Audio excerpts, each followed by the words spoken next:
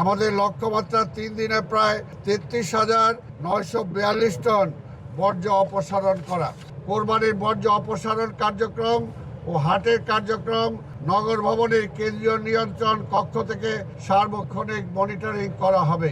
ঈদের দিন কলাবাগান এসটিএস থেকে দুপুর 1:30 ঘটিকায় এসটিএস থেকে মাতুয়াই ল্যান্ডফিলে কোরবানির বর্জ্য পরিবহন আনুষ্ঠানিকভাবে শুরু করা হবে। পরবর্তীতে 8 ঘন্টার মধ্যে অর্থাৎ রাত 9:30 ঘটিকার মধ্যে ঈদের প্রথম দিনের বর্জ্য অপসারণ করা হবে ইনশাআল্লাহ।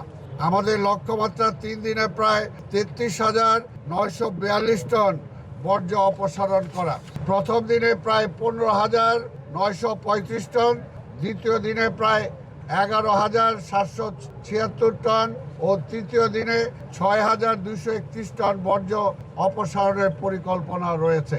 এই বিশাল কর্মযজ্ঞে প্রায় মোট 13,453 জন জনবল নিয়োজিত থাকবে। যান ও যন্ত্রপাতি নিয়োজিত থাকবে 2,117টি truck, computer, container carrier, payloader, dozer সহ অন্যান্য যান। এছাড়া সঠিক বর্জ্য ব্যবস্থাপনায় নাগরিকগণকে উদ্বুদ্ধ করতে ডিএসসির 75টি ওয়ার্ডে 46 টন ব্লিচিং পাউডার, 210 গ্যালন অর্থাৎ 1050 লিটার স্যাভলন এবং 1,40,000 বায়োডিগ্রেডেবল ব্যাগ বিতরণ করা হচ্ছে। কোরবানির বর্জ্য অপসারণ কার্যক্রম ও হাটের কার্যক্রম নগর ভবনের কেন্দ্রীয় নিয়ন্ত্রণ কক্ষ থেকে সার্বক্ষণিক মনিটরিং করা হবে। প্রতিটি হাটে আলাদা আলাদা তদারকি টিম ও নিয়ন্ত্রণ কক্ষের ব্যবস্থা রয়েছে।